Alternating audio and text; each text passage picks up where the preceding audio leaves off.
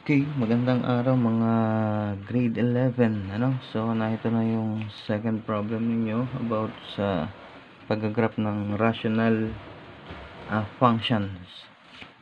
So, given natin, number 2, g of x is equal to x plus 1 all over x minus 2. And then, binigay na sa atin yung values ng x, yung abscissa, para sa pagpa-plot ng points. And then, solve na lang natin yung y. O, sir, nasan po dyan yung y sa given? So, ilelet natin yung g of x as y. Ano? Itong y, so siya yung ating g of x.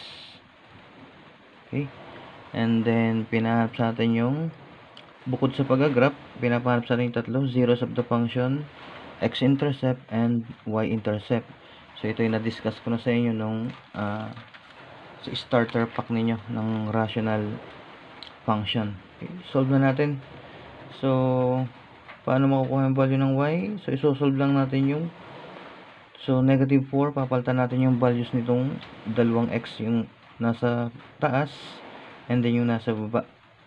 And then simplify. Okay? So, sagutan na natin.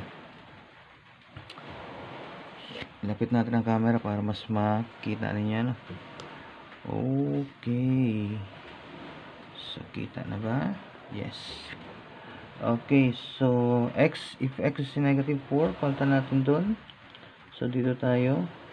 So, negative 4 plus 1 over negative 4 minus 2. So, negative 4 plus 1 is negative 3 over negative 4 minus 2 is negative 6. So, negative divided by negative. So, magiging siyang positive, And then, 3 over 6 is 1 half. Positive 1 half. So, kung ilalagay natin sa decimal point para sa pagpa-plot natin mamaya, madali-dali, So, ang sagot niya na ay 0.5 kalahati. So, positive. Next, so tuloy-tuloy tayo. Basta yung x, papalitan lang natin ang value nito, para medyo mabilis tayo. So, yun ay negative 3 plus 1 over negative 3 minus 2. So, negative 2, negative 5 is equal to, positive na siya, negative divided by negative, positive 2 over 5. So, ilagay natin sa decimal points. So 20. So, 0.4. Okay? Next, negative 2 plus 1 over negative 2 minus 2. So, negative 2 plus 1 is negative 1 over negative 4. So, siya ay magiging positive 4.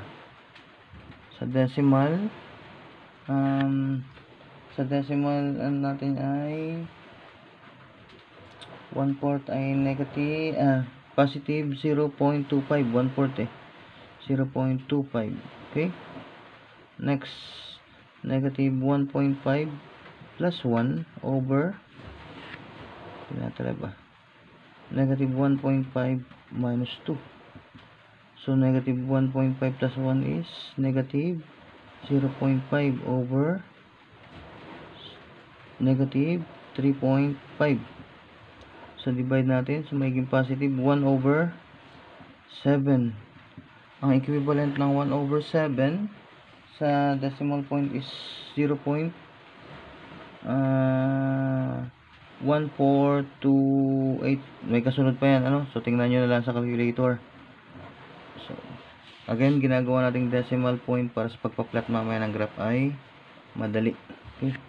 So, negative 1. So, negative 1 plus 1 over negative 1 minus 2. So, ito ay 0 na over negative 3. So, 0 divided by any number is equal to 0. Okay? Next, negative 0.5. Negative 0.5 plus 1 over negative 0.5 minus 2. So, mas malaki na yung 1 kaysa sa 0.5, kaya ito ay positive na. 0.5 over negative 2.5. Okay? So, positive divided by a negative. So, negative ang magiging sagot natin. Negative by 5. So, 1 over 5. So, So which is equivalent to negative 0 point, negative, diba? Negative 0 point, so 10 2. Okay. Next, if x is equal to 0, so 0 plus 1 over 0 minus 2. So ito ay 1 na. So negative 2. So negative 1 half, which is equal to negative 0.5. Okay? So, baba na natin. So, paano naman kung 0.5 ang value ng ating x? 0.5 plus 1 over 0.5 minus 2. So, 1.5 positive over, so mas malaki yung negative 2 kaysa sa 0.5. So, negative 1.5. So, identical, parehas. So, yan ay negative 1. Okay? So, kung 1 naman, so 1 plus 1 over 1 minus 2. So, ito ay 2. Ito ay negative 1. So, 2 divided by negative 1 is negative 2. Next, 1.5. 1.5 plus 1 over 1.5 minus 2. So, 1.5 plus 1 is 2.5 over, so 1.5 minus 2, so may natirang kalahati, so it's negative 0.5. Positive divided by a negative, so that is negative 25, 5, okay, negative 5. Next, if x is 2, so 2 plus 1 over 2 minus 2, so yun ay 3 over 0. Oh. So, nakita niyo yung pagkakaiba. So, dito ang 0 ay nasa numerator. Ang sagot natin ay 0. Matik, any number divided, any number, na dito sa denominator, ang numerator ay 0, 0. Pero dito naman, pag ang denominator ay 0, ano ang sagot natin? So, infinite. So, infinite. So, makikita nyo ito. So, ito, nung nag-graph tayo nung sa unang graph natin, f of x is equal to 1 over x squared. So, yung naging sagot na infinite natin, so doon natin nakita yung vertical asymptote, no, yun yung sa, palapit na linya. Okay. So, mamaya natin makikita yan. Okay. So, kung positive 3, so 3 plus 1 over 3 minus 2. So, 3 plus 1 is 4 over 1. Okay, positive 4. And then, kung 4 naman, 4 plus 1 over 4 minus 2. So, yan ay 5 over 2. So, 5 over 2 is equal to 2 point,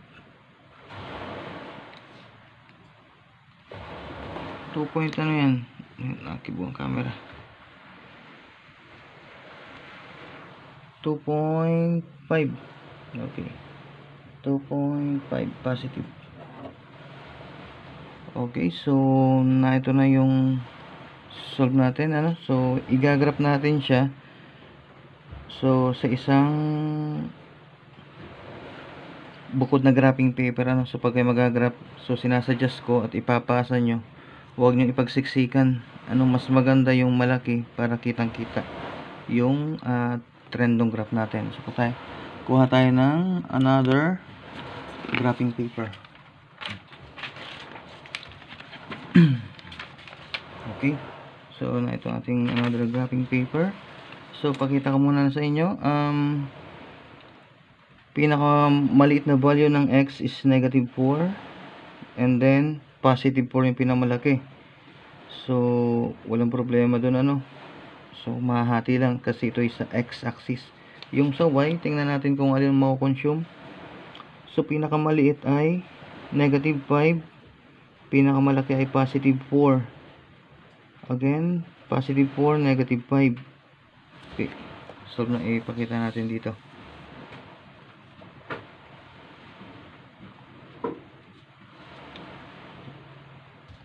Okay, so dito ako magsisimula ng y-axis. So, gawin ko muna natin ng arrowhead. Then, kuha kayo ng ruler. So, maganda ang ruler ni sir. So, nasa school ako, nasa bahay ngayon. So, hindi ko dala ang magandang ruler, ano. Okay, guhitan na natin.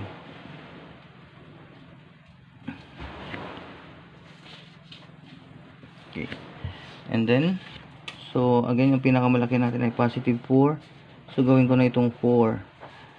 Kita nyo? So, yun ay 4 ni sir. And then, gawin natin interval uli ay yung kagaya nung nauna by 4, ano.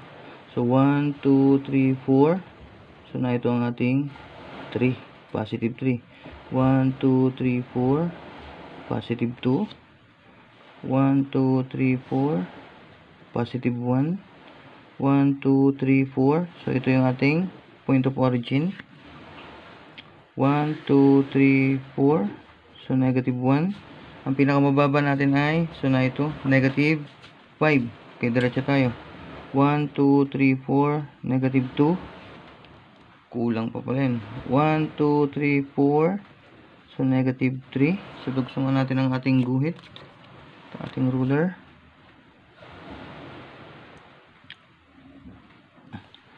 So, 1, 2, 3, 4.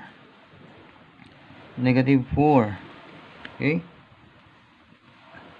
And then 1, 2, 3, 4. Negative 5. Then, yan. So, na-consume natin yung halos buong graphing paper, ano. So, nandito yung ating x-axis.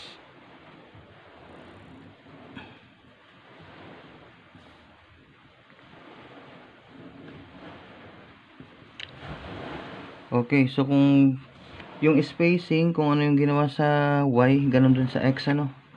So, lagyan natin itong y-axis. Kita ko ba sa ating camera? Y-axis. So, 1, 2, 3, 4. So, ito yung positive 1. 1, 2, 3, 4. Positive 2. So, ang pinamalaki natin ay 4. And then, pinamalit ay negative 4. So, nandun sa taas. Okay? 1, 2, 3, 4. 3. 1, 2, 3, 4. 1, 2, 3, 4. So, na ito. Positive 4. At ito ang ating x-axis. Okay? So, dito sa kabila naman, negative values ng x. 1, 2, 3, 4. Negative 1. 1, 2, 3, 4. Negative 2. 1, 2, 3, 4. 1, 2, 3, 4. Negative 3. Sala na. 1, 2, 3, 4. Basak dito ah. Negative 4. No? So, 1, 2, 3, 4. So, kung makikita nyo, i-balance siya. No? So, proper spacing para mas maganda. Okay? I-plot na natin. First point natin. First point natin ay, kita natin. So, negative 4 sa x. So, na ito yun. And then, kalahati, positive sa y, kalahati ng y. So, makikita nyo, ito yung positive 1, so kalahati niya nandito. Ano? So, itong point, itatapat lang natin doon. Negative 4. Okay. So, na ito yung first point natin. Next, negative 3. So, natin yung negative 3 natin. And then, makikita natin ay 0.4. So, malapit lang siya sa 0.5. Mas mababa lang, ano? So, 0.4. So, mas mababa lang siya ng kaunti sa 0.5. Okay, next. Negative 2. 0.25. So, ito yung 1/4. So, 0.25. So, na ito yun, ano? So, negative 2. Yun, nandito. And then, negative 1.5. So, kalahati negative 1.5.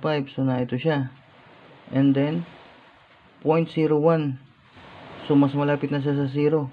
Pero, hindi siya punta ng 0. Ano? So, kalahati nito, negative 1.5. So, naandito siya. Okay? Next. So, kung 1, kung negative 1, ang x, so 0. Oh, naandito.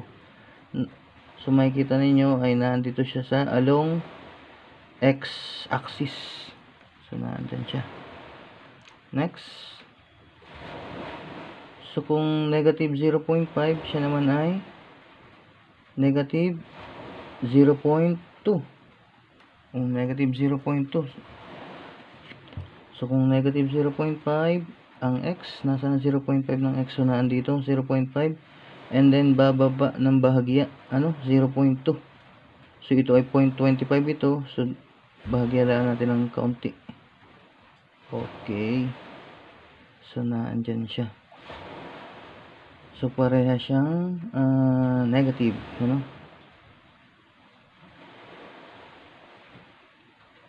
siya ay nasa fourth quadrant na. Third quadrant, 1, 2, 3. Okay, third quadrant. Next, 0. Kung 0 ay nasa 0.5. So, nandito pala siya sa 0.5 ng y. So, 0 ang x, 0.5 siya. Next. 0.5, positive na tayo sa x, 0.5. And then, ang value ay negative 1. So, na ito. So, negative 1. And then next, positive 1, negative 2. So, positive 1, negative 2. Layo. Next, 1.5, negative 5. 1.5, so kalahati nito, negative 5. Wow. Kita ba ga? So, naandito tayo. And then, kung 2, nasa na yung 2 natin? Ang ating y is infinite. So, makikita natin. Sir, paano yun i-graph yung 2? Infinite. So, yung lalagyan natin, nasa na yung 2? Okay, ito yung x. Ito yung lalagyan natin ng dotted line. So, bakit siya yung vertical na asymptote? Lagyan natin ng dotted line.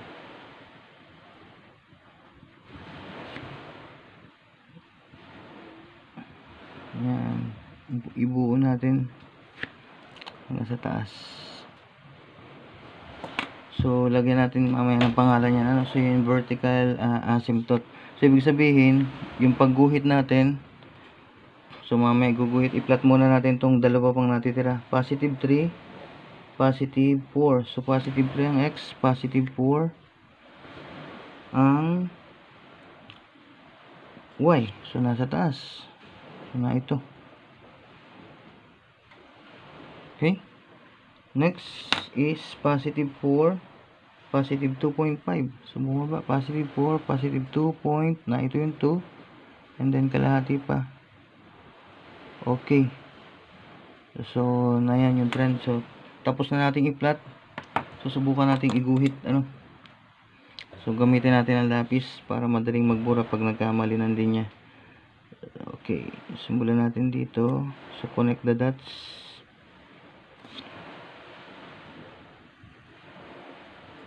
Okay, and then, lagyan natin ng arrowhead.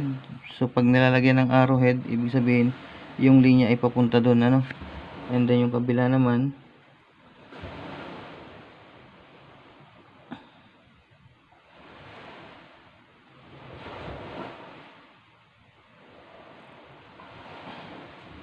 and then, arrowhead din, Okay, and then, sir, bakit dito sa kabila ay dadalawa? Okay. So, lagyan din natin ng arrowhead. So, ibig sabihin, siya ay papunta rin sa direction na papaganon,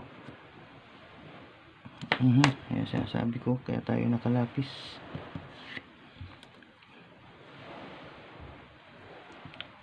So, ilapis natin. Maganda. Okay. So, explain na, sir. So, ito yung asymptote. So, ito ay x is equal to 2. Ito yung vertical asymptote natin, Vertical asymptote. So, itong linya na ito, papunta ito rito. So, tingnan nyo. Papunta ito ng papunta rito. Padikit ng padikit sa x is equal to negative 2. Pero, hindi siya magkakaroon ng intersection. Ang tawag natin doon ay asymptote, So, yan ay asymptote. So, maski malapit na pero hindi sila magtatagpo. So, malapit na. So, nasan yung Nasaan yung katuwang niya? Nandito yun sa may kabila. Ito naman pataas. Ito. Pataas naman ito dun sa kabila. Ano ito? Tingnan niyo sa may lapis ko. So, ito pataas naman yan dun. Hindi rin siya dito sa x is equal to 2. Okay? So, sagutan natin yung nandito. So, zeros ng function. So, yan ay x is equal to 2. Ito yun. Zeros of function. Ano?